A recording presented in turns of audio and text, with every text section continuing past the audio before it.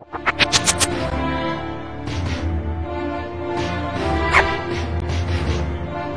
again, everyone, and welcome to the Front Line with Joe and Joe.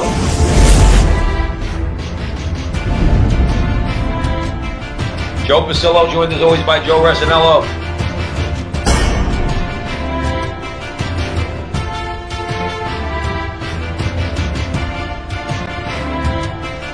Once more, dear friends, let us go into the breach.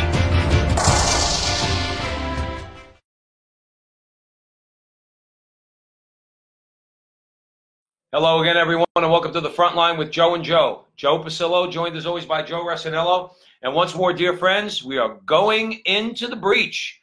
So we have a pretty damn good interview that we'd encourage all of you to go and watch. Joe and I did an interview last week with Jesse Romero. And Jesse Romero's a teacher, a speaker. He evangelizes people, does prison ministry. He was ex-law enforcement.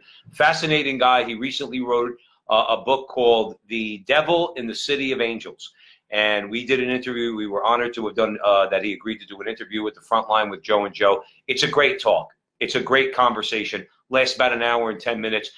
You could see it on our Facebook page on the Front Line with Joe and Joe. You could also, if you do a YouTube search and you put in Jesse Romero, it's the first video that comes up. Just last night alone, I think it was over 1,000 views. And total, I think we're at about 7,000 or 8,000 views across YouTube and Facebook, and who knows where else it's being seen. Hopefully a lot of people were watching that. Like I said, very informative. Jesse's a very engaging guy, and he tells the truth.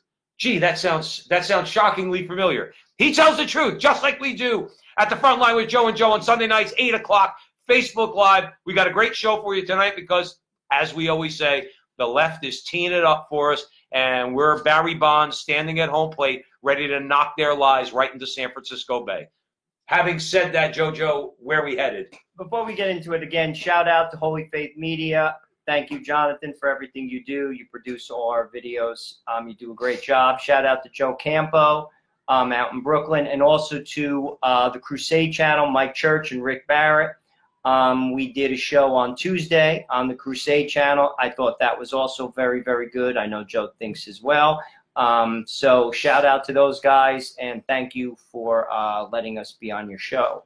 I never realized in my life just how hard radio talk show hosts work. 3 hours? It's tiring. Talking? To be honest. Listen, Joe and I talk. You're not going to stop us from talking, okay? 3 hours, including commercial breaks and everything, sitting down and talking and taking some phone calls and everything else. These guys work hard, man, because guys have to do that like a Rush Limbaugh does a 3-hour show every day, 5 days a week. When they go on vacation, those are well-earned vacations because that's not easy. And we applaud all those out there who are on talk radio who are telling the truth, because it's just so important. So anyway, yeah, Crusade channel, Mike Church, great channel to subscribe to. So make sure that you go on ahead and do that. So where are we headed first? So let's go to PBS.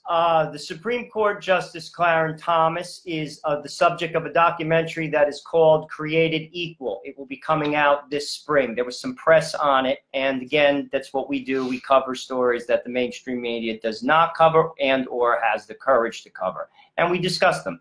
So let's talk a little bit about what that documentary entails, and then we could have a discussion, Joe and I. Basically, in it, Clarence Thomas denies allegations he sexually harassed law professor Anita Hill. He accuses the Democrats of using Hill's claims to torpedo his confirmation that the Democrats were fixated on his conservative views on abortion. And also, it's important to note, in 1991, during the hearings, when he was confirmed, Joe Biden was the Democrat chairman of the Senate Judiciary. This is a quote that this comes from the documentary that came from Thomas, and I think this is a good starting point for our conversation. He basically says, do I have, like, stupid written on the back of my shirt? Clarence Thomas said this? Yes. Go ahead. I mean, come on. We know what this is all about. People should just tell the truth. This is the wrong black guy. He has to be destroyed. I think that says it all. Yep. I think this is exactly what that was about, and frankly, that was what the Kavanaugh confirmations were about as well. Absolutely. Absolutely. One thing, I mean, look, there's so many things to talk about when it comes to this story, okay? Let's talk about a couple. Let's break it down a little bit. I watched Clarence Thomas get destroyed, okay, or they attempted to destroy him. Sam Alito's wife was crying during his confirmation hearings with the way he was being treated. And he was a Boy Scout. All right, yes. Right, but they couldn't get him on anything. I don't even know if the guy drinks beer like Kavanaugh does, okay? And then we see what happens to Kavanaugh. Oh, what happened to Kavanaugh when he got let's call it, obviously I don't believe the woman. I don't believe her at all. But he got wrongly accused. Joe, you have to believe her. I know, because I believe her, as Cory Booker said. I believe her. You don't believe seven FBI investigations. Right. What bothers me is this, and this is just one aspect of this story. There's a couple to get into. What bothers me about this is how come, I mean, can you imagine? I'm going to take just a couple people. Can you imagine, those are three that I mentioned, Thomas, Alito, and Kavanaugh. Can you imagine if Breyer, Ginsburg, and Kagan got treated the same way? And yes, I'm mentioning them because they're Jews, okay? Can you imagine if they were treated as Jewish people sitting there in their confirmation hearings the way that these guys were treated as Roman Catholic men? Can you imagine the uproar from the ACLU and the Southern Poverty Law Center? And this is one of the things that angers me. That's right. Thomas turned around and said it right. What do you think? I got stupid written across my back? You don't like him because he's Catholic. And because he's Catholic, he's against abortion. That's why you attacked him, Senator Biden. And because you're not Catholic. I don't care how many times you go to church. He's a daily communicant. He's a daily communicant. So this is one of the bothersome things about this, this whole issue, that all of a sudden they're dredging up the whole, they're pulling Anita Hill out of mothballs, and then it's serving her up there, okay? And yes, there is an anti-Catholic bias. Well, let me ask you this: am I wrong about that? Well, about the hypocrisy? Well, Joe, there's an anti-Catholic bias in America. Yeah. Never mind in the Supreme Court. If you truly live your Catholic faith in the public square, you will have stones thrown at you. Right. In any field. Right. In any realm of the public square currently. Right. Oh, you're Catholic? Oh, you must be the good kind, the pro-abortion kind. Exactly. Right. As long as you're pro-abortion and pro-gay marriage, you're an acceptable Catholic. By the way, that you are not a practicing Catholic. You're not a practicing Catholic. You believe in that, because that is not a Catholic teaching. Right. And the cafeteria is closed, my friend. Yeah. That is not a Catholic teaching. You cannot call yourself a practicing Catholic and be for same-sex marriage and abortion. You are a baptized Catholic, let's be clear. Right. You are not a practicing Catholic. Right. If you believe in those things. That is a fact. Based on that, but one of the big problems I have with it is Joe Biden. I remember saying this a long time ago. Joe Biden is going to sit in judgment of Clarence Thomas. Senator Ted Kennedy is going to sit in judgment of this good man, the man who never met a woman he didn't want to harass and bed down, unrepentant from what anybody knows. Again, I don't know. Joe Biden is on the No Malarkey tour in Iowa right now. Is that what it's called? the no malarkey tour. The guy's doing nothing but spreading malarkey. That is great. I think that's fantastic. The no malarkey tour. Well, and let's talk about one other aspect of this, because this was just meant to be a quick hit, right? The one with Clarence Thomas, right? Let's just talk about it. It's a good conversation. Oh yeah, no, it is a good conversation. Let's talk about. Remember something. We always say here at the Front Line with Joe and Joe on Facebook Live, 8 o'clock every Sunday night. We always say, you have to look beyond what the left is doing right now, because what they do is they have plan A, they have plan B, they have plan C. They'll go all the way to plan Z, okay, if they haven't renamed the letters of the alphabet yet. But here's the point. Why is it that they're dragging this Anita Hill nonsense, like I said, out of mothballs, and they're doing a PBS documentary during a cap? Well, they know. They know. But you have to say, well, what could they do? In other words, what could they do now that Kavanaugh is on the Supreme Court, now that Clarence Thomas has been there for nearly 30 years now? What could they do?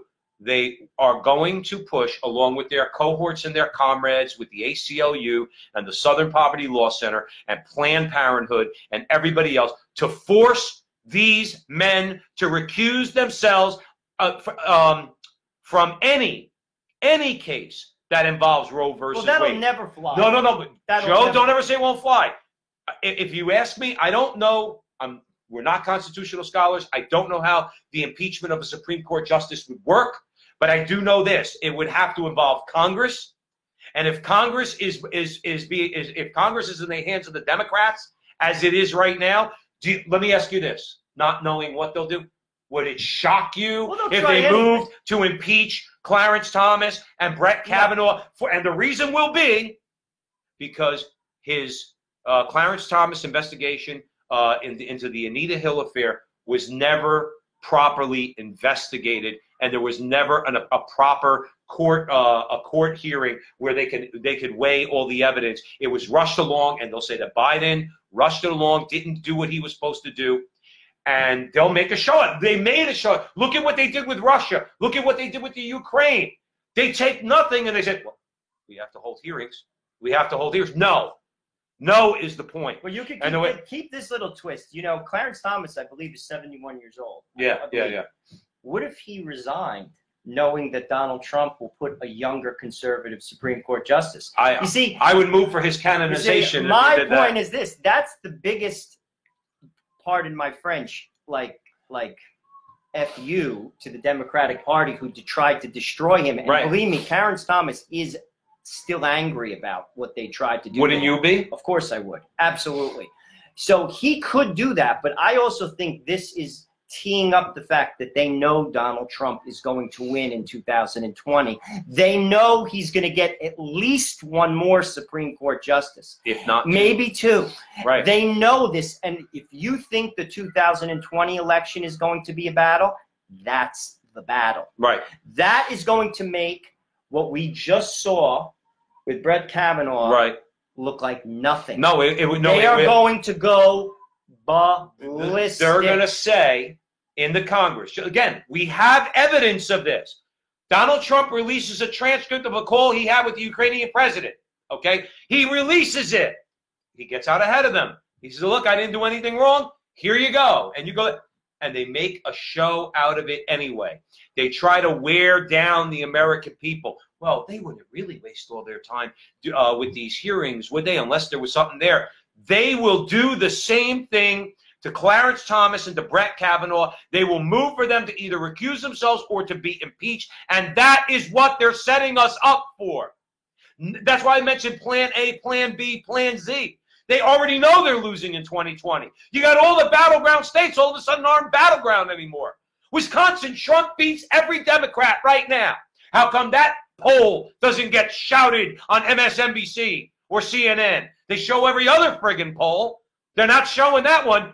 Trump beats every Democrat in Wisconsin. Every single one. And he's ahead, and all the middle of the road people, if you want to call them independents, in those they're swinging towards him. Why?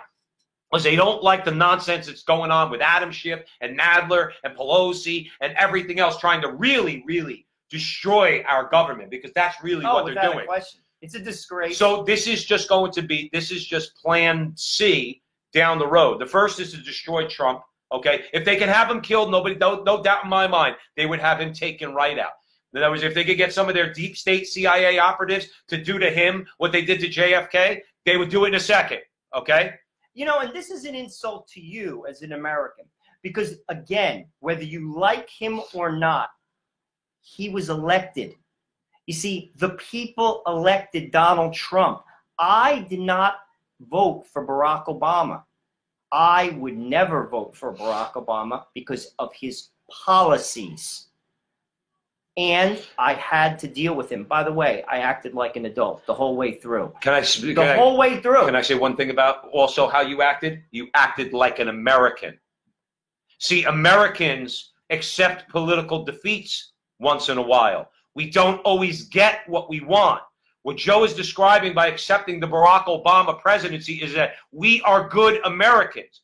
We didn't vote for him.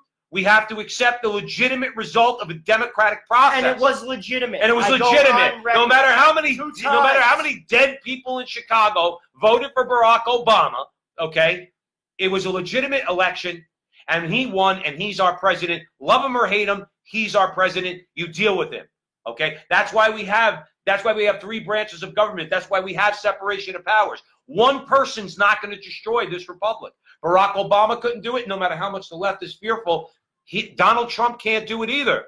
Okay? But what they fear is that through these legitimate processes, the election in 2016, the authority under the Constitution to nominate Supreme Court justices and all the judges in the federal judiciary, where Donald Trump is at about 180 now, which really has them quaking because I think 3 circuit courts have already flipped. The 7th, 8th, I know it was the 7th and 8th, and it's one more. 30% of all districts. So he's flipped those courts.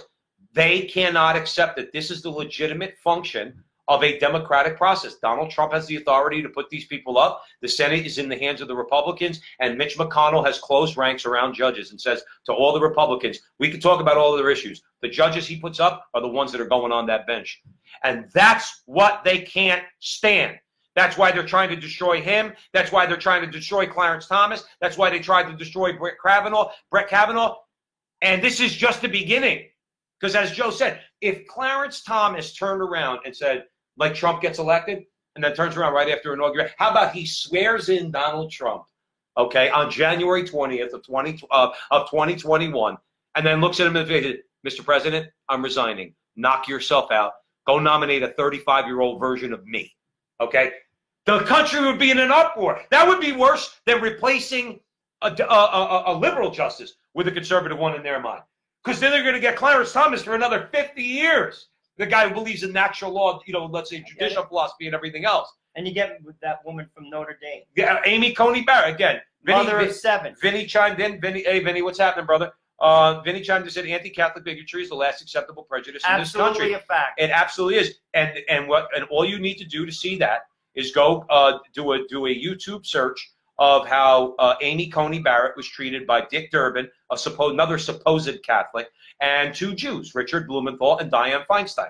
Okay, the dogma is strong with you. It speaks loudly in you. Questioning her. Why should it not, Miss Feinstein? Why should it not? I have no right to question you on your Jewish faith. Your dogma could speak as loud as it wants to me. Right. Good for you. You're a Jewish person. Good for you. Because what they want to do. But you can't do that. You see, that right there should have been a flag. Wrong. Right. Wrong. You can't say that. And yet it's accepted. Try saying that about a Jewish person. Try saying that about a Muslim person. Right. Forget it. Forget it. You can never say that. And we're getting tired of it. And I would never say that. Right. We wouldn't, but they can. So Lindsey Graham gets up there, who, by the way, was my hero. He was my hero during the Kavanaugh hearing. All right. Lindsey Graham, who I've had many problems with over the years. All right. He went nuts on me. He says, oh, y'all want power? I hope to God you never get it.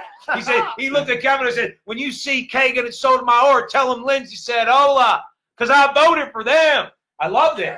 It was red meat. Like Lindsey Graham, who's the last person to throw us some red meat. He threw us red meat. Okay. But Lindsey Graham, one of his sins was he didn't even question Elena Kagan. He didn't even question her on judicial philosophy. Just, you're qualified, you went to Yale or Harvard or whatever it is, and that's it. You're qualified. And, see, that's where Lindsey Graham goes a little bit too far the other way. Just because you're willing to, let's say, you respect the legitimate authority that the president has, in this case, Obama at the time, to put up a nominee, doesn't mean you don't question them. Well, doesn't mean you don't get their views on the record. The sole requirement to be a chief justice, or a justice, not just a chief justice, a justice, is you believe in the Constitution. Right. You see, to me, it's just, maybe I'm just simple-minded. I don't know. But you got to believe in the document. Well, but they don't believe in the document. But that's why if that automatically disqualifies. But they make but this is a very, very big point to make. Monica's checking in. Hi, Monica. You guys are right. SCOTUS is the key. SCOTUS is the key. Now, Monica, I don't know how many of our prior shows you've listened to. Joe and I here say all the time the attack on Donald Trump is because Donald Trump is pro-life and he's putting up justices to the Supreme Court and the federal judiciary who are constitutional conservatives. Now, whether or not they vote to overturn Roe versus Wade, and how, let's say, pro-life friendly they are remains to be seen. But here's the thing. They're not insane people, okay? No, Kagan, like people like Kagan and Ginsburg and Sotomayor, okay, who have a liberal judicial philosophy. You made a good point. They say what they've done is they've mainstreamed every radical idea that they taught in the Harvard Critical Legal Studies Department at Harvard Law School, all right, and at Yale Law School. They've mainstreamed it all so that their activist judicial philosophy is somehow acceptable. It should never be acceptable. Absolutely the only not. way it's acceptable is if you don't like the law, you don't like the democratic process, you don't like states' rights, and you just want what you want. And then you have no place in being on the Supreme Court. Right. You could be an activist, a Harvard-educated activist. Barack Obama. In this country. And God bless you. Speak all you want, because I believe in America, and I have no problem with you being that person. But you can't be on the Supreme Court because you don't believe in the document. You can't be on the Supreme Court because you don't believe in the Constitution as it's written. Right. And that is the straight up and down of it. Sorry. Right. Whether you're a Democrat or a Republican, you got to believe in the Constitution. But what they say is that they'll take what you It's just a said. living document. Oh, you're No, right. it's No, not. right. It's not a living. No, it's not a living document. Right. It's not a living document. But It's they'll one of take the greatest documents Well, listen. ever You crafted. said it all the time. This is a Catholic show, okay? Our Catholic faith and the United States Constitution work very well together. They are not mutually exclusive, okay? What is it, free speech? Nobody's shutting down anybody's freedom of religion. I hope you all come into the Catholic Church if you're not in the Catholic Church. But the bottom line is, I think you still should be able to practice your religion freely. I should be able to practice mine and evangelize you. And you're free right? not to. Right, and you're free not to. And you're free not to. Freedom of association, okay? And all the things that are laid out in the Bill of Rights. Have Catholic faith, being a practicing Catholic, there is nothing contradictory there. But what they'll say is it is, because you people are against a woman's right to choose. And the right to choose is in the Constitution. No, it's not. Harry Blackmun made it up. And then he put it in the Constitution. And Clarence Thomas, Alito, Roberts, Kavanaugh, okay, and the rest of it, and Gorsuch are going to overturn your precious diabolical sacrament. And that's what you can't stand. That's why you're attacking Clarence Thomas now. That's why you attacked Brett Kavanaugh. And that's why you're deathly afraid that Donald Trump is going to get elected again in 2020. That's the bottom line, Jojo. I would agree. That's the bottom line. We said it before. Abortion is their only issue. It is for us. We'll admit it. They won't. That was a good conversation. We're going to go to Andy Ngo. We covered Poor kid. Yeah, we covered a story on Andy a while ago. He was at an Antifa protest in Portland. Andy Ngo is a gay man, self-proclaimed gay man, who is a conservative. He was beat up in Portland by Antifa, and the LGBT community absolutely did not defend the fact that he was beat up and that he's a gay man. They didn't say a word. Well, he's back in the news. Twitter recently suspended his account for 12 hours under their policy of hateful conduct. He made a statement basically in response to Chelsea Clinton regarding transgender murders in the U.S. I'm going to read you the tweet that Chelsea Clinton gave, and then I'm going to read you the tweet that Andy made and that he was suspended. And I want you, objectively, weigh it for yourself. Weigh it for yourself. This is what Chelsea Clinton said November 20th, 2019. Since 2013, more than 150 trans people have been murdered in the U.S., the majority black transgender women. We remember and honor the lives lost, hold their loved ones in our hearts, and must commit to doing all we can to end this epidemic of violence and hate. That's what Chelsea Clinton stated. Now, this is what Andy Ngo responded, and this is why his account was suspended for 12 hours. Interesting. I don't see anything hateful in it, but I'll let you make the decision. He said, the U.S. is one of the safest countries for trans people. The murder rate of trans victims is actually lower than that for CIS population. Also, who is behind the murders? Mostly black men. His account was suspended for 12 hours for what? For dropping a truth bomb. Period. Right. By the way, it was fact-checked. It's accurate. Yeah. Yeah, pretty clear. It's accurate. Pretty clear. So, because what they will have you believe, okay, more than anything, see, I have to peddle a narrative, because this goes back and this leads into another conversation about hate speech and hateful ideas. They have to make it seem that we are the most hateful country there is, particularly when it comes to self-identified trans people, because we don't accept, we do not accept gender ideology. We don't accept any of it. We do not embrace the LGBT agenda.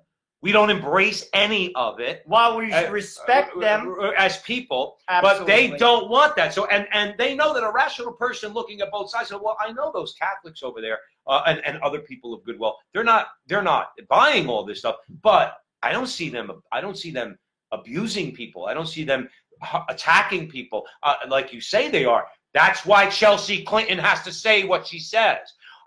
First of all, 150 people dying over a 5-year period is not an epidemic. Sorry, Chelsea. It's sad, okay? It's sad, but it's not an epidemic, okay? Because she is peddling this idea that guys like us do nothing but wake up in the morning, rather than go to work and put food on the table and live good Catholic lives, that when we wake up in the morning, we're thinking about how we could go beat the crap out of people who are gay and transgender.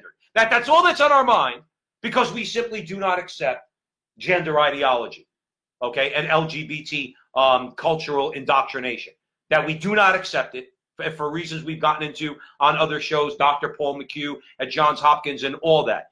That's why Andy Ngo got deleted from Twitter, because Andy Ngo basically made it clear, you're lying, Chelsea, you're lying. So when Jack Dorsey, is that his name, the CEO of Twitter, okay, we know who this guy's in the bag for. He knows that statement should not have come down. And the part of it they don't like. Most of the 150 people that were killed by black men. Andy Ngo must be a racist now, okay, because he's pointing out a fact, that most of those 65 or 67% of these people, okay, who should not have been hurt at all, were killed by black men. Okay, and that was another one of his sins. Now, all he did was say the truth. And his account was suspended. I want to give you another little Twitter factoid. This is what's permitted on Twitter. Now we know what qualifies as hateful conduct by what they just did. I'm going to tell you what is permitted on Twitter. And if anyone disagrees with me, please do your research and let me have it. This is what's allowed on Twitter with no suspension.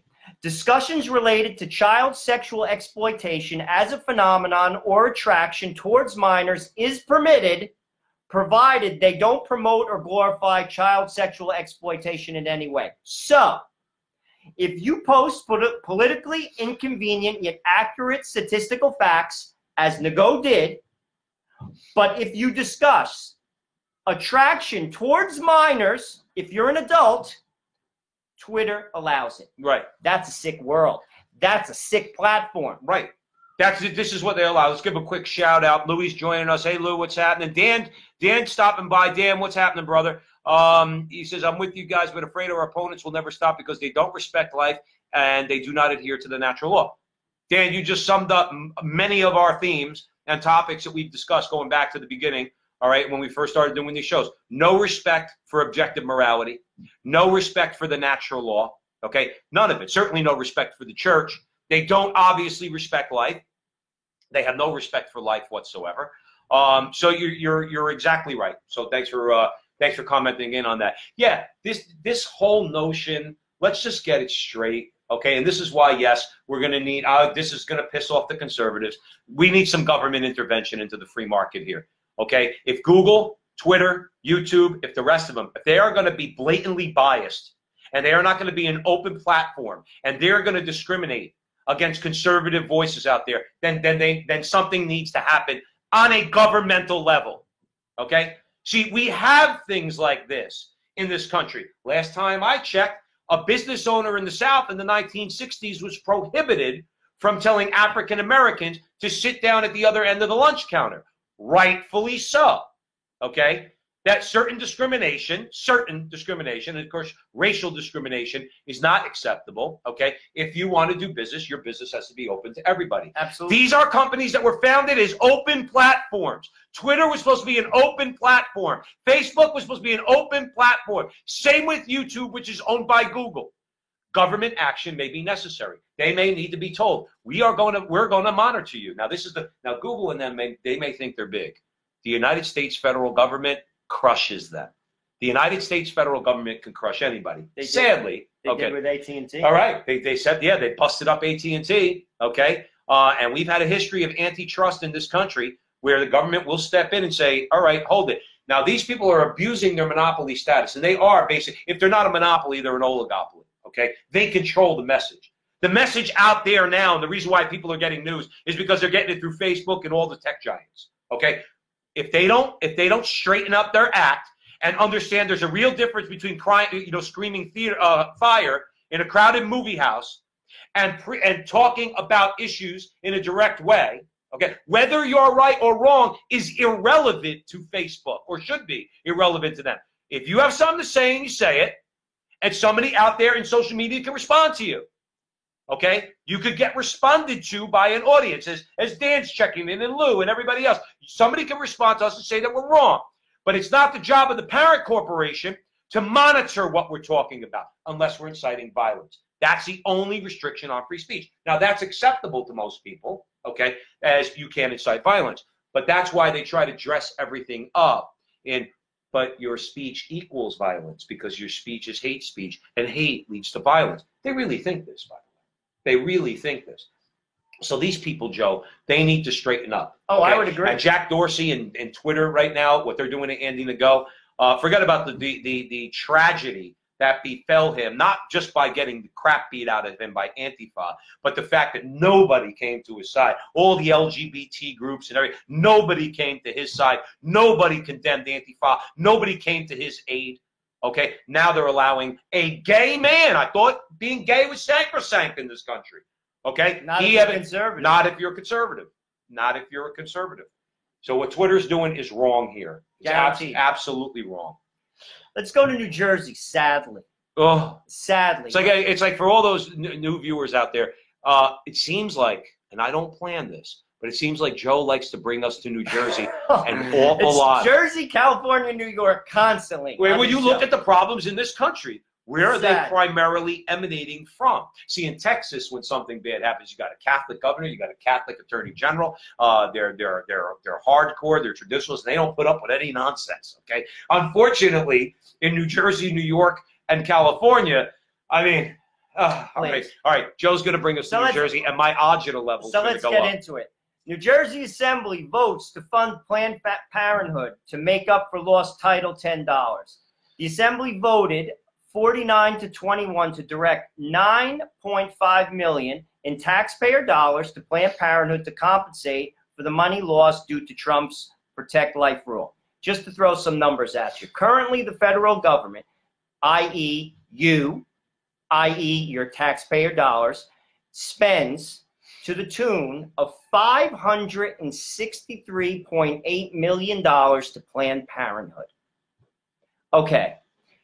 Trump shaved, as part of his Protect Life rule, $60 million. About 11%. Okay. 10, 11%. So Jersey decides to make up $9.5 million of it. Now, let's stop.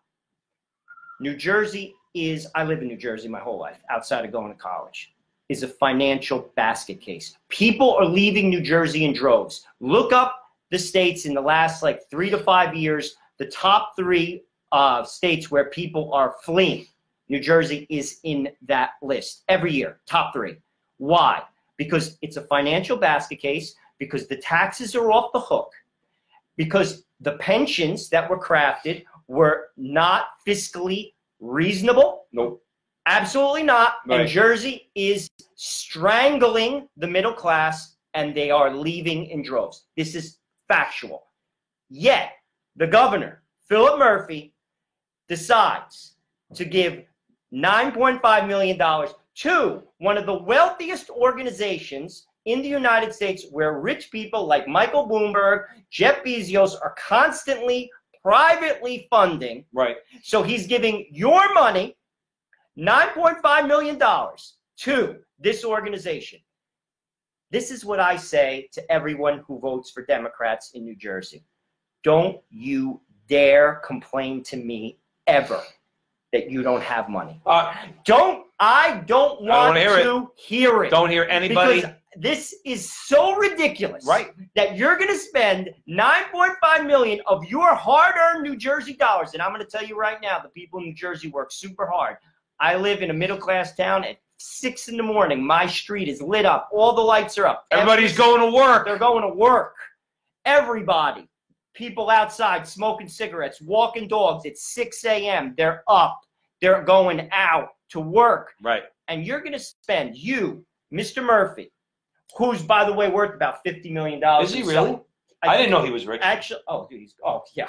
Okay. I didn't. I don't follow the guy. Actually, he disgusts me. He's a Goldman Sachs exec. I think. Okay. He lives next door to John Bon Jovi. Oh, okay. On the Navasink River. That's big. He's buck. super rich. Rumson? Is that Rumson? Yeah. I think I saw something from 2006 to 2013 with his investments. He made 30 million plus. Mm-hmm. He's super wealthy. So he decides to spend your money. You guys voted for him. Right. He's my governor. You voted for him. I never want to hear a complaint out of your mouth.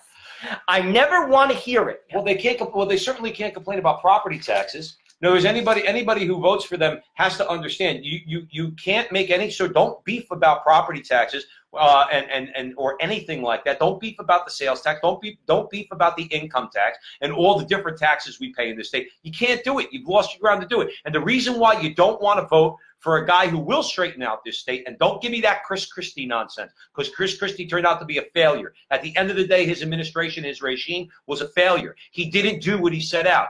Christie was nominally pro-life, okay? He wasn't going to do anything about pro-life, and he certainly had no problem with gay marriage and the rest of that stuff, okay? So, and when it comes down to it, he was a fiscally conservative guy yelling at union guys and all that. Never got anything done. But if you were presenting somebody in this state who was a real conservative, okay, who really would right this ship, all right, really right the ship by gutting the state budget, getting rid of things like $9 million to Planned Parenthood, reworking those union contracts and make it fair to the workers, but also fair to the taxpayers. You'd be for him, except if he was really pro-life. Because in this state, if you're pro-life, and I mean seriously pro-life, you cannot get elected the governor. Problem in New Jersey, and again, Joe's been here his whole life, so have I, and I want to say this publicly, I am pro-union. I'm pro-union minus the corruption. Sadly, the corruption is just rampant in New Jersey. The sad part is Jersey will go bankrupt because of the union, and I'm going to tell you why. Because of the nepotism, because it is a lottery ticket for people who have no skills in some cases, not in all cases, but in some cases, the nepotism of people giving people jobs. I've seen it my entire life. They have no qualifications. Their uncle is the police chief. They put all their cousins on the force. They have no education. They put this one in this position, this one in that position. They're making $70,000 to pick up trash, to get full pensions, to cut the lawn in the park. All nepotism, all benefits, great benefits. Should everyone have benefits? Yes. Should you bankrupt the state? No. No. But they don't. See, the problem is they don't craft these contracts. They'll never do it, because the thing is, these people will never not vote for them, because it's a lottery ticket. Right. If they didn't have that job, they'd be working at Aldi stocking shelves. Right. And the guy who drives the bus to pick up the kids, whose uncles, who's the mayor's or the councilman, the PTA president's uncle, who has no qualifications other than that he's his uncle and he's making cash, gets benefits, the whole deal, will never put that lottery ticket down until New Jersey goes bankrupt, until they turn around like they did in Michigan and they say, you're going to get pennies on your dollar because we don't have the money anymore. Right. And Jersey will go into the sewer. And that's what's going to happen. Well, New good. Jersey. You want to know maybe some sort of disastrous consequence like that, all right, which stems from idiots like Phil Murphy giving $9 million to Planned Parenthood and all, like you described, payoffs to all the patronage jobs, all the jobs that are given to people simply, for their votes. That's one of the biggest problems with public sector unions. Listen, if that's what it comes to, look, if Trenton goes broke, that doesn't mean it comes out of my pocket. Let them go broke. Let them go broke. Who cares? Then they'll be forced to have to restore some sanity. And that's just what will happen, because then it will be built up from the ground up again. Right. But it's going to happen. It can't not happen. And this is the sickest. You know what it's like? You know what I equate this to? It's like the mortgage crisis. Everyone knew that was going to be a bust. When you're giving people a $500,000 house, you make $40,000 a year on a balloon payment mortgage. Right. What do you think is going to happen? Well, a lot of the people that were peddling these loans were peddling them to unsuspecting people. Well, that's part of it. Yeah, they were enticing them into a 2% mortgage with a balloon that goes up to 9%. But you're an adult. Oh, you see, right. You should know better. Right. Like I blame the government because they allowed it. They have some culpability. I blame the bank because they peddled it. But I also blame you, because if you took it, because again, we're adults, right? Nothing's free, right? I mean, you don't have to have a Harvard education to know you can't afford this. Like, this is being an adult, looking at the world as it is, looking at your bank book, looking at what you can afford, being responsible, being accountable. And frankly, that's where the government and the bank should have been a little bit more responsible, because sadly people are not responsible. But some of the blame is on you if you did that. Again, I don't want to get into a parallel conversation. I just say, just like that went bust, Jersey is going bust. And that's why we bring this conversation up. Yet Phil Murphy, who's a multi-millionaire, decides to take your money, $9.5 million, and give it to Planned Parenthood. This is what this gentleman, who hits it right on the head, said. And I think it's perfectly said. This is from Sean Hyland. He's the director of Family Policy Alliance in New Jersey. He says, with so many budget issues in New Jersey and so many healthcare options with federally qualified healthcare centers, why must the largest, richest, wealthiest abortion provider in the world get a raise? Exactly. Right. But this is the type of basic economic and governmental malfeasance that New Jersey has demonstrated for decades. That's why our taxes are high. And if you vote for these people, don't you dare complain that you don't have money to me. I don't want to hear it. That's right. Falling on deaf ears. So anyway, you're at the front line with Joe and Joe Pasillo and Joe Resinello. Sunday night at 8 o'clock, Facebook Live. Joe, before we go to our next topic, let's give a couple of shout-outs. Alan's joining us. Alan, welcome to the show. Dan says, hang on one second. I know that Dan says you guys do great shows. Thank you. You're welcome, Dan. We're trying like heck out here. But Alan had a point I wanted to address real quick. He actually made a couple points. Alan says the unborn must be declared citizens, so the Bill of Rights applies to them. My recommendation, Alan, okay, if you want to hear the best solution for what you just said, on our Facebook page, you will see an interview with Father Stephen Imperato, the protest priest. Fast forward to about the last 20 or so minutes of that interview that we had with Father Imperato, and you'll hear about the personhood proclamation, and that he believes, because he's working with Kellyanne Conway and others in the administration, he really believes Donald Trump is going to sign the personhood proclamation that will, in the executive branch, declare that the human being from the moment of conception is a person under the law, and then all the attendant consequences to that. So, Alan, rather than get into that whole thing now, I recommend that. Don't leave the show now, Alan. Stick with us here at the front line with Joe and Joe. But then go look at the interview with Father Imperato, because because he addresses that whole thing. Dan turned around. Dan said, lucky to live in Texas. He goes, the problem is they're worried about ruining California, New York, and Illinois and bringing their failed ideas here. Let's hope that doesn't happen to Texas. At some point, we're probably all going to need a place to go. And Dan also and Alan, they both checked. They want to know about our position on unions. We're pro-union. okay, if the unions are functioning the way they're supposed to and they protect labor, okay, they protect jobs, okay, you have better working conditions, you have a better wage, you have a better benefits package. We're for that. We're for that. But as far as public sector unions are concerned, I'm not going to speak for Joe here. Dare I say he probably agrees with me. You as a union in the public, as a public sector union, are getting taxpayer dollars. And then you're taking a portion of those taxpayer dollars and you're giving it to a campaign of the person who is going to continue to give you those taxpayer dollars. Now, I didn't go to Harvard Law School. I didn't go to Yale Law School. That's a conflict of interest. You know who knew that? FDR knew that. FDR was opposed to public sector unions for that reason, okay? They are an inherent conflict of interest. Joe's the union guy. I'm the politician. Joe says, I want more money. I say, I'll give you more money. Make sure you kick back to my campaign. And I'll get elected and get me votes, and I'll keep giving you the money. Conflict of interest.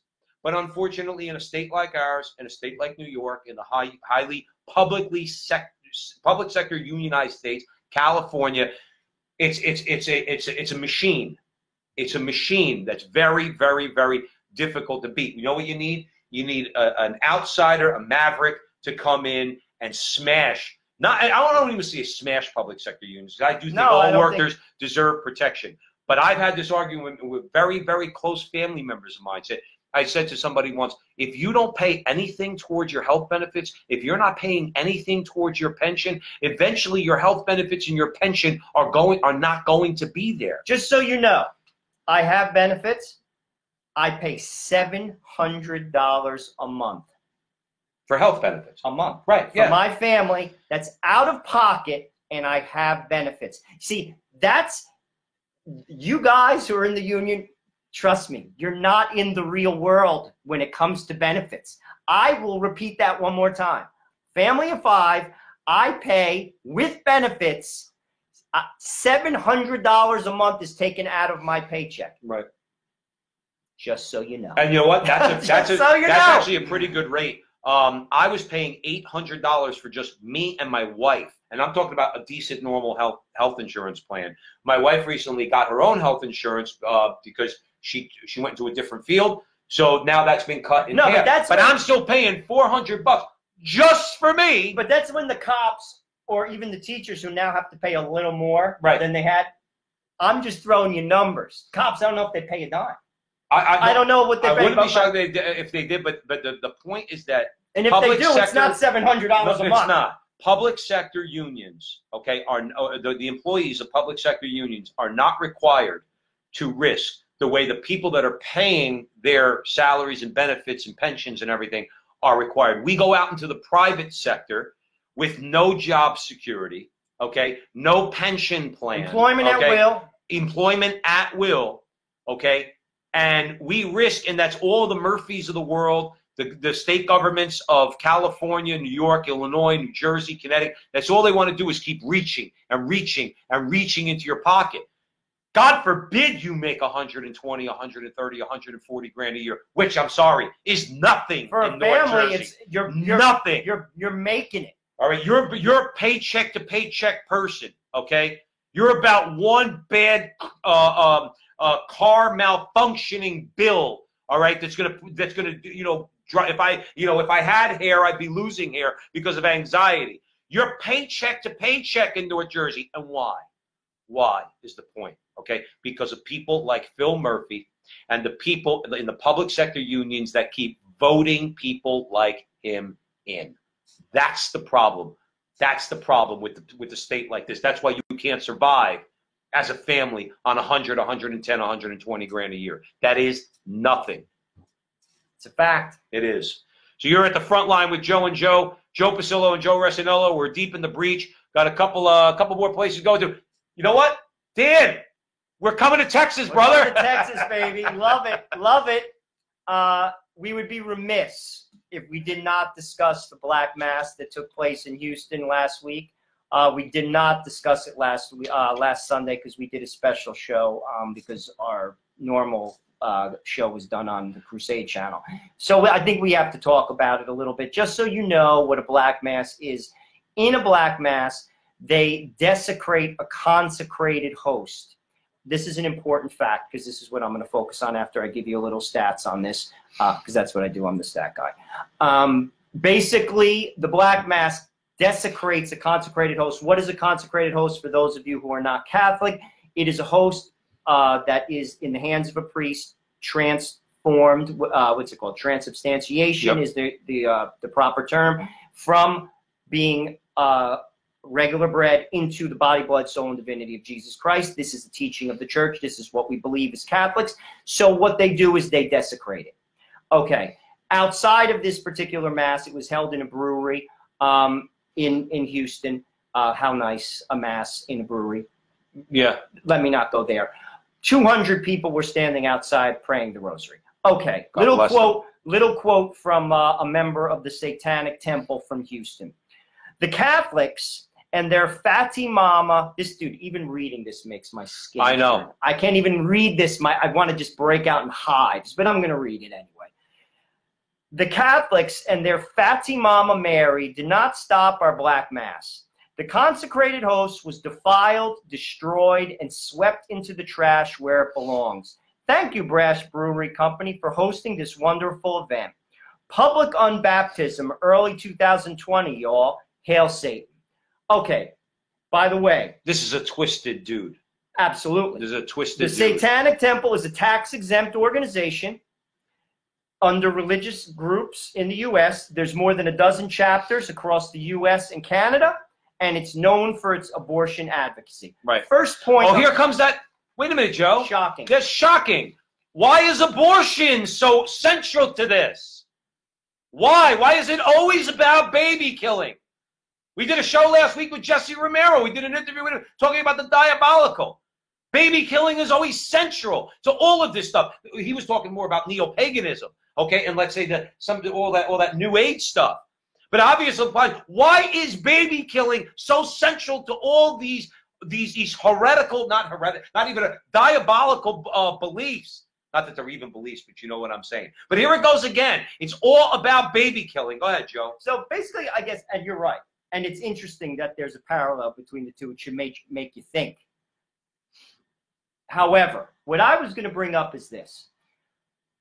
You are free to worship Satan in this country. I'm not going to debate that. I would disagree with that, and I would actually try to convince you otherwise if you were my friend or even if you were my foe.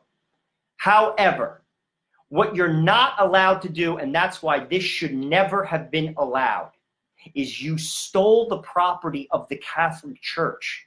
That consecrated host belongs to the Catholic Church, and you stole it. Right. You went up to receive the Eucharist in your hand, and you pocketed it, which means you stole it. So my shout here, and my quote-unquote complaint, is at the city of Houston. Why didn't you stop it and take me to court? I was saying this to my wife, Joe. I said, basically, this is how I would have played it. They announced that this black mass was going on. If I was the DA of Houston, I would have reached out to them and said, you will turn over that consecrated host to me. And if you do not, we are arresting you for theft. Right. Because that does not belong to you. You could do whatever you want to do.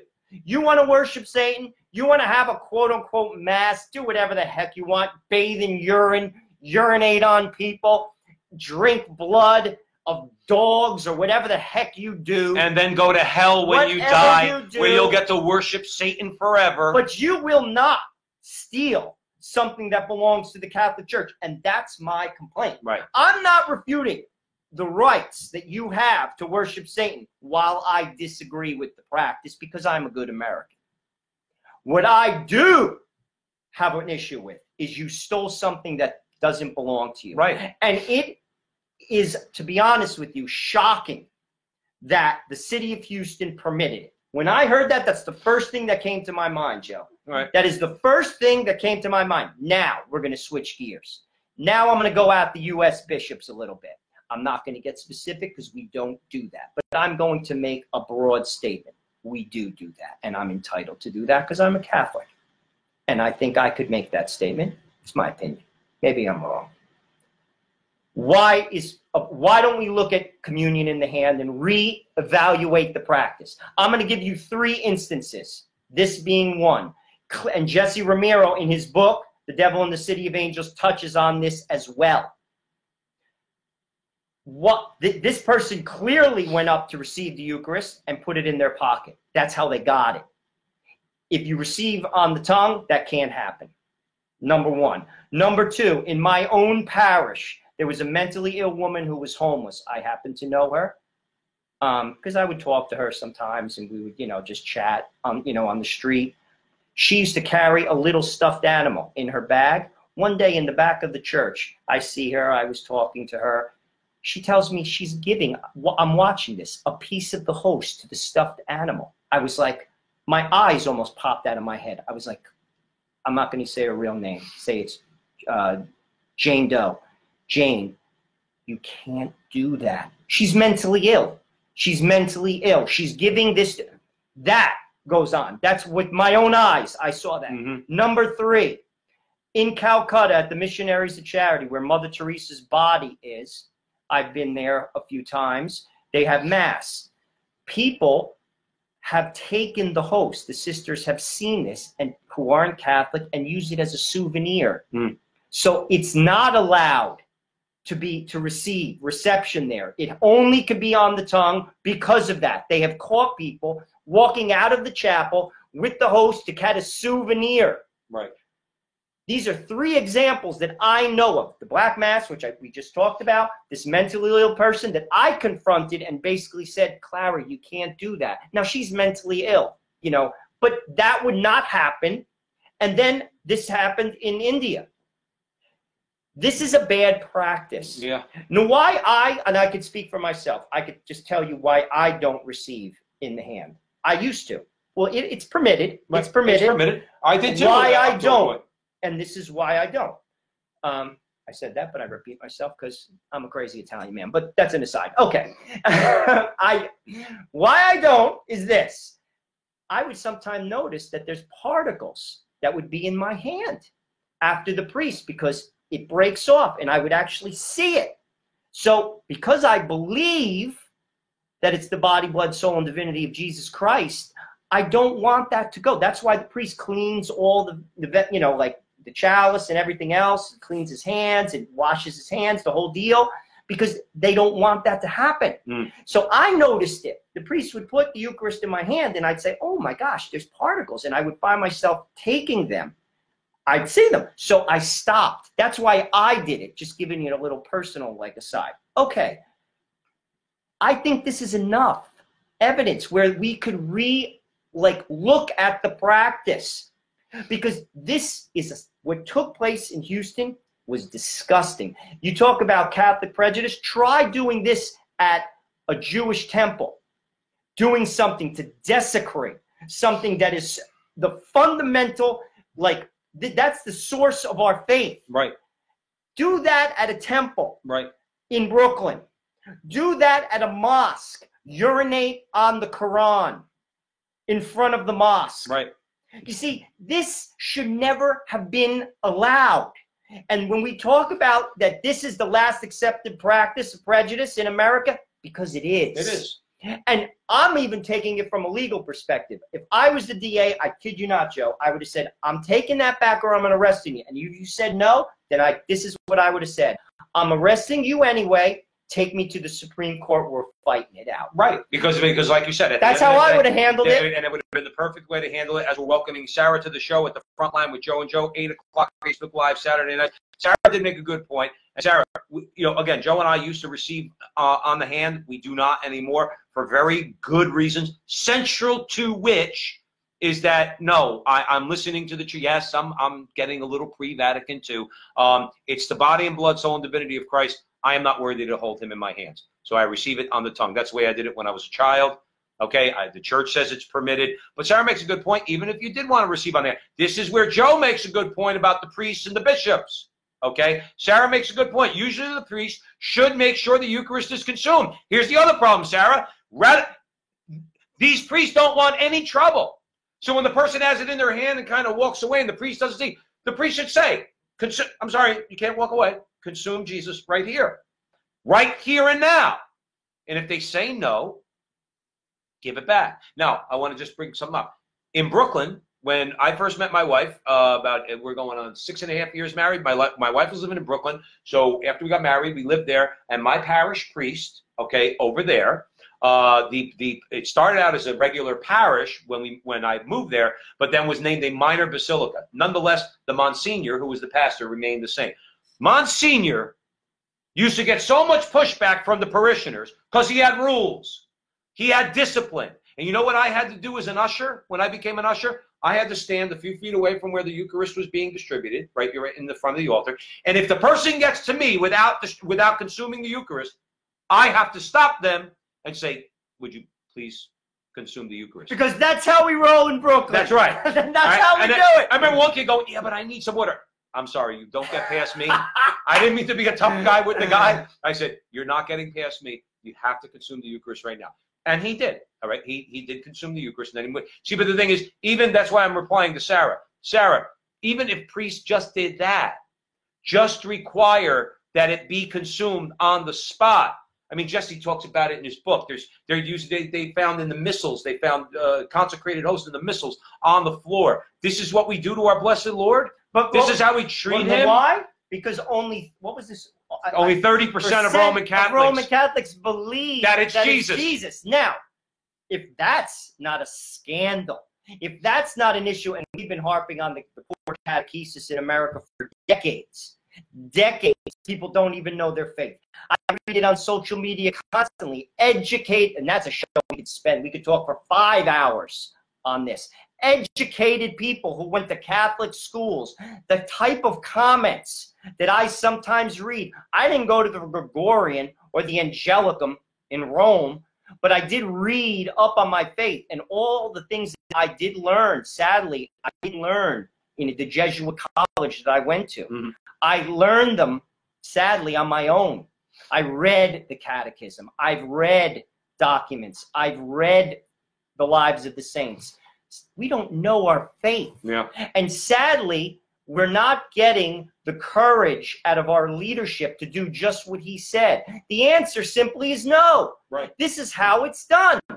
And if you don't want to do it, you are not welcome to receive.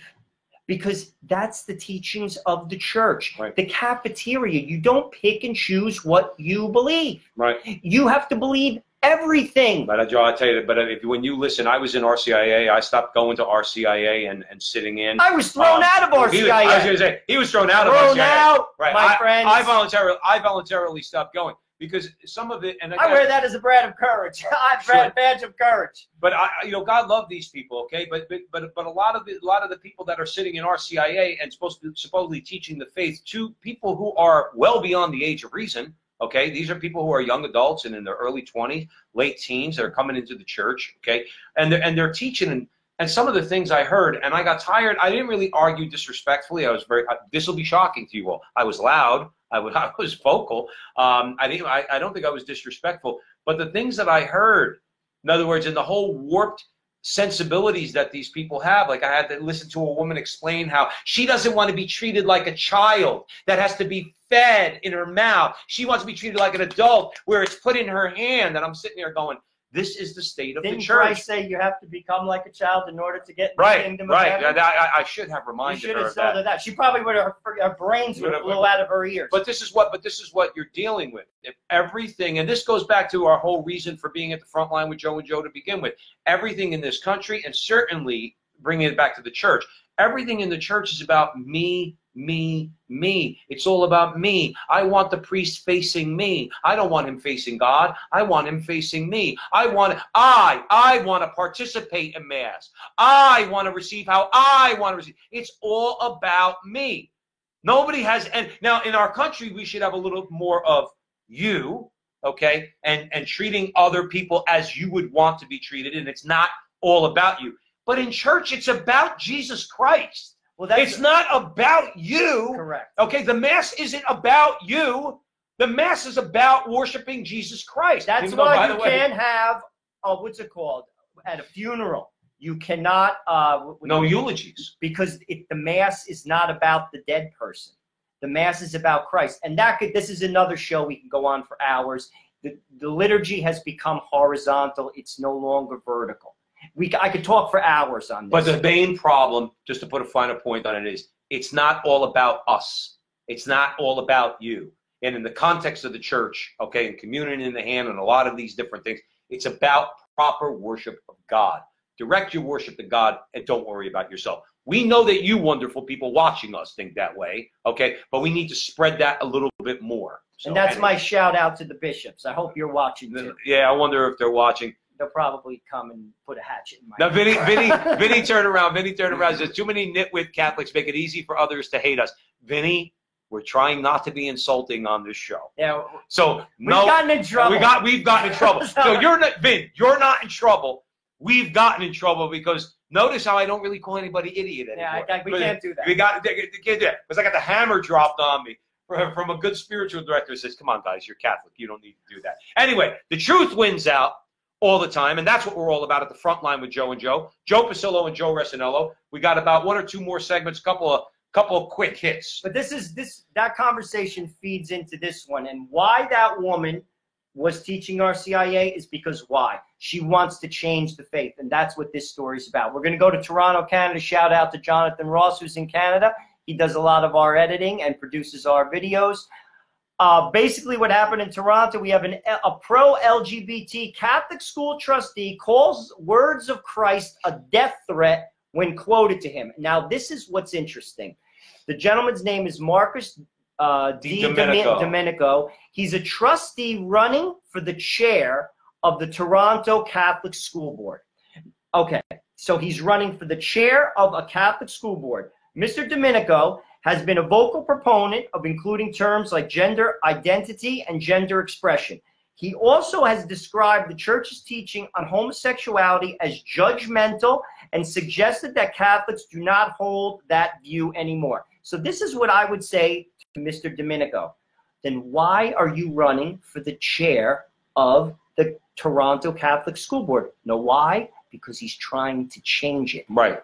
And shame on the bishops and the clergy for letting him. You see, this is what has to stop. This is why 30% of our people in America do not only believe that the Eucharist is Jesus, because we are not being catechized correctly. We don't know our faith because gentlemen like this are involved. Mm-hmm. These people have to be removed. Just like I do not have a right to go to a yeshiva and tell our Jewish friends how to practice their faith. Why? Because I'm not Jewish, A, and B, I have no right to do that.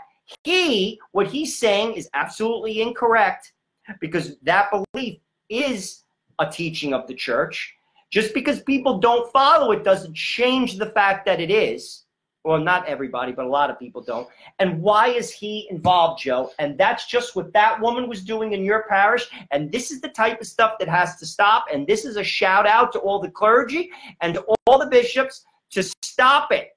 Because I'm telling you right now, the Catholic faithful, I can't speak for Canada, but I could speak for America from what I've experienced. And that's why I got involved in teaching RCIA, because I taught it according to the catechism, i.e., that's what the church believes. It's deposit of faith. Right. That's what I taught it as. Right. From the deposit of faith. Well, I was thrown out. But he's thrown out. Okay. You're teaching something that is presented to you, okay, in an unadulterated way. And your job as a teacher, our jobs as evangelists, if we are to any degree going to help to bring people into the church in that way, we take what we've been given. St. Paul said that. We pass down to you what we've been given. St. Paul didn't say, I took what I was given, I reworked it a little bit and figured out a way to present it to you. No. We take what you take what you're given and you pass it down. And what's this guy's name? Demonic. Di Domenico. Di Domenico. If you don't like it, you don't belong on this school board. Absolutely. And don't be crying your eyes out in the public and to the media. The Big Bear Catholic Church, they won't let me be on the school board where I can indoctrinate young kids in gender ideology. But this is because that's what they would do. That's what he would do. He would go. I'll guarantee you, this guy will be on the Canadian version of 60 Minutes, and he'll be sitting there saying, Catholic Church really needs to change its position on homosexuality because the church teaches that it's a disorder, that same-sex attraction is a disorder. That's not a judgment. And that we are to love and respect them. Right. They always leave out that part. They leave that out. It goes back to the first one about, about beating up on transgenders. They would have you believe that simply because we think gender ideology is a lie. It is. It only harms the people that it says that they're trying to help. Same-sex attraction, the whole gay ideology, it's all lies. It's all built on lies. That those people like us that say that actively go out and seek to harm all those people who are suffering from same-sex attraction or gender dysphoria. And Mr. Di Domenico will have you believe that because, remember, guys like him in their pride, he's there to save us from ourselves because we're all haters and we don't even know it. Well, this was the death threat. So basically, when he's doing read the death threat. Read this. So basically, somebody quoted scripture to Mr. Di Domenico, and this is what he considered death threat. It was Matthew 18:6. Whoever causes one of these little ones who believe in me to sin, it would be better for him to have a great millstone around his neck and to be drowned in the depths of the sea. That's what Christ says. So basically, if you are twisting the faith and doing that, this is out of Jesus's mouth, and this is what Mr. Di Domenico found to be threatening. Well, guess what? It should be taken seriously, sir.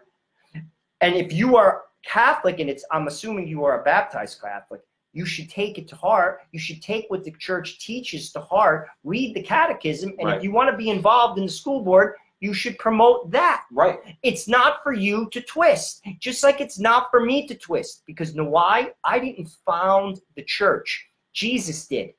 He founded one church, and he gave it authority. You see, that's why I listened to him. You know why? Because he rose from the dead. When Marcus Di Domenico rises from the dead, I'll listen to you. But you haven't. Only one guy did. Right. That's why I'm Catholic. Right. And it's not a threat. And remember something, okay, about that particular passage. Not going to get into extensive biblical exegesis here, but something very telling about that, okay? Christ will forgive you. He will forgive all of us, okay, and does when we're repentant and we repent of our sins. When we say to him, I'm sorry, Lord, I'm sorry. Please forgive me, I'm a sinner, as the tax collector did in one of Jesus's parables, okay? Remember why this is so threatening to Marcus Di Domenico. Because Christ will forgive you. He will forgive you of your sins. But woe to him by whom sin comes to any of these little ones. Because that not only means that you've embraced your own sin, your own darkness, where you're not seeking repentance, okay, and forgiveness. You then want to promote those evil ideas to children and corrupt them. That's the distinction there. That's why Christ says, you better be careful, because it will be better for you if the millstone were hung around your neck and you were dropped in the ocean. Because there's one thing to corrupt yourself. Again, nobody's irredeemable. Nobody's beyond redemption. Anybody can go to Christ. But when you become so entrenched in it, like this guy, or Satanists in places like Houston, where you get children involved, where you want to try to indoctrinate kids, destroy their faith at a very early stage, harm them as far as gender ideology is concerned and all that. Yeah. On that level, I could see why Jesus said, be careful, because the consequences to that action are severe.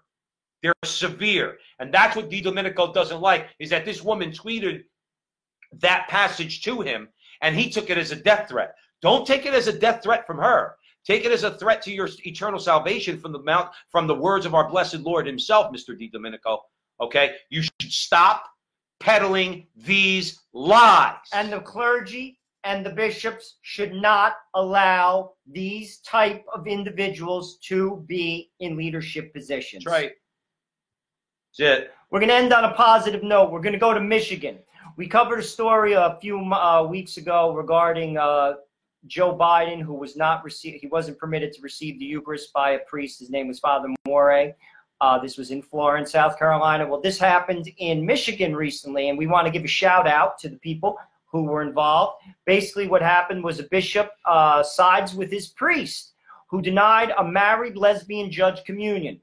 Good for you. That's your job. Why? Because of Canon 915, which we covered in the Biden story. Why? Because you're in public manifest sin. Why? Because you're causing public scandal.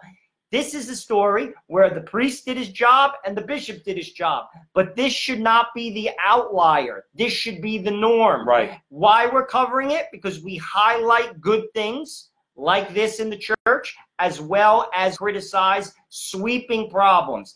Why? Because we're the front line. Let me tell you what the good bishop said. He said, no community of faith can sustain the public contradiction of its beliefs by its own members. This is especially so on matters as central to Catholic life as marriage. Amen, brother. You are doing your job. Shout out to you. His name is David Wolkowek in Michigan. That's the bishop. That's the bishop. The priest is Father Scott Nolan. The church is St. Stephen's in East Grand Rapids. And the judge is Sarah Smolensky. She's the Kent County District Court judge. But notice people are starting to wake up now.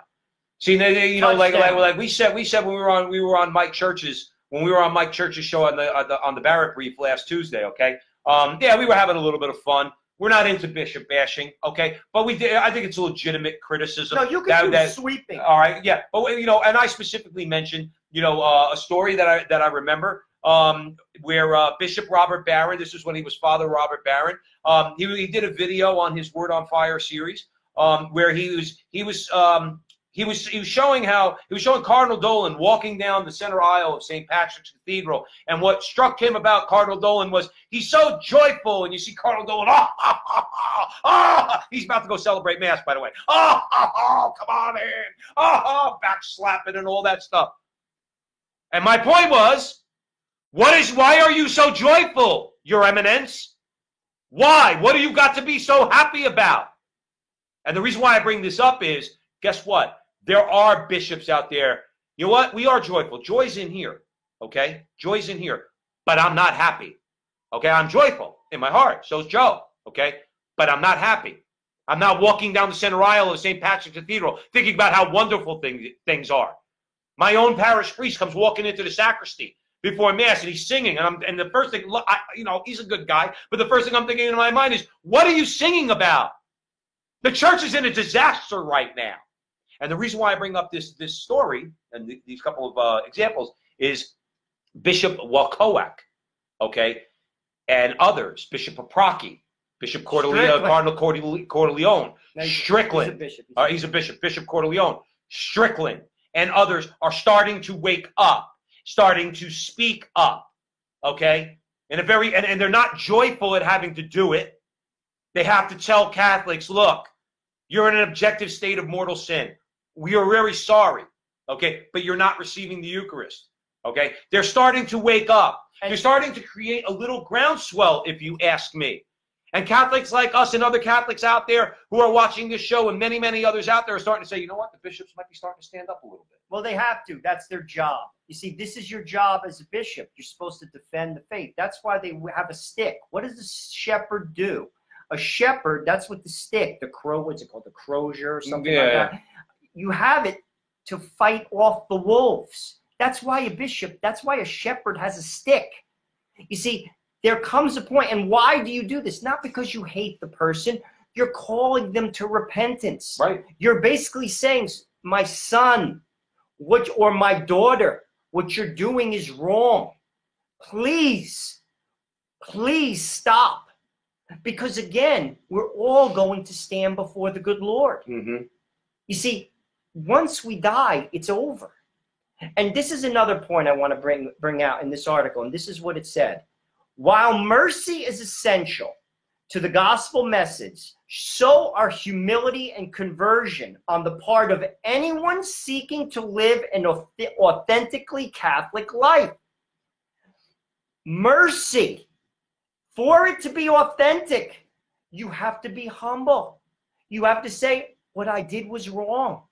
I am sorry, and I will do my very best to not do it again. Remember, Joe, what you just said is very important. A lot of people are willing to say, thank God, what I did was wrong, okay? But there are not as many people, unfortunately, who are willing to say, what I am doing is wrong. That's where the whole abortion argument comes in with pro-abortion, don't ask me how, pro-abortion Catholics, a married lesbian Catholic judge in Michigan, because they have to be able to say, what I'm doing now is wrong, and humble yourself and convert your body and your mind and your heart and your soul, and conform it to the law of God, okay, the moral law and the teachings of the church. That's what people are unwilling to do. And this is the problem that people have with Christ in the Catholic Church. You see, Christ, conversion means change. You see, Jesus is a cool guy. Oh, he's that cool hippie guy, until he asks you to change your life. Then it's like, oh, can't do that. Wait a minute, guy.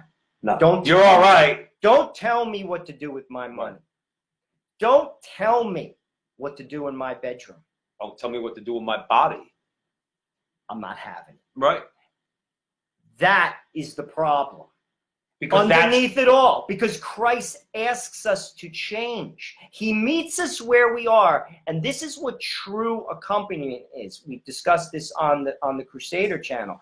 Christ meets you where you are, but he loves you so much, he doesn't want to leave you there. We have to change. That's the journey to God, and it's a good way to end the show. Yep. So we want to thank you all for being at the front line with Joe and Joe. Sunday nights, 8 o'clock, Facebook Live. Excellent way to end the show, because as we always say on this show, okay, true change, true conversion, being I hate to use the word better, being a more moral person, cleaning up your own house. Joe and I talk about that all the time. We're not going to change the world unless we go and make our bed. We have to clean up our own house first. In other words, live, as examples of living a good Christian life, okay, and adapting our behavior and the things we do and the way we act in life to God and his law. That is what will change this country. Now, primarily on this show, Joe, you would admit we talk mostly about politics and culture, okay, because that's how the evil one is really working overtime nowadays, okay. But ultimately, we want our job is to help to save souls, people converting, and that will ultimately lead to a better culture, which will lead to a more moral culture and a better government, okay? Which is what we're always obviously affects all of us equally, is this horrid government that we have on both the state level and the federal level. Federal might be getting a little bit better. But my point is this, great way to end the show, the need for conversion, the need to clean up our own houses, and then at the same time, speaking the truth, speaking it boldly, speaking it in the public square, speaking it to family members and friends and anybody who will listen. Start planting seeds in people's head, because the truth will germinate. The truth will spread, okay? It will continue to spread because it's the truth. So we want to thank you all for joining us here. Joe Pasillo and Joe Resinello saying, see you next week. And remember, our conversation, that's your conversation. And that conversation, well, that's going on everywhere. Thank you for listening. We'll see you next Sunday at 8 o'clock.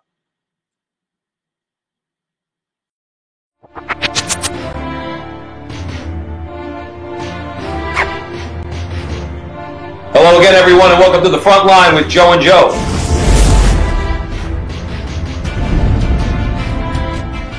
Joe Pasillo, joined as always by Joe Resinello.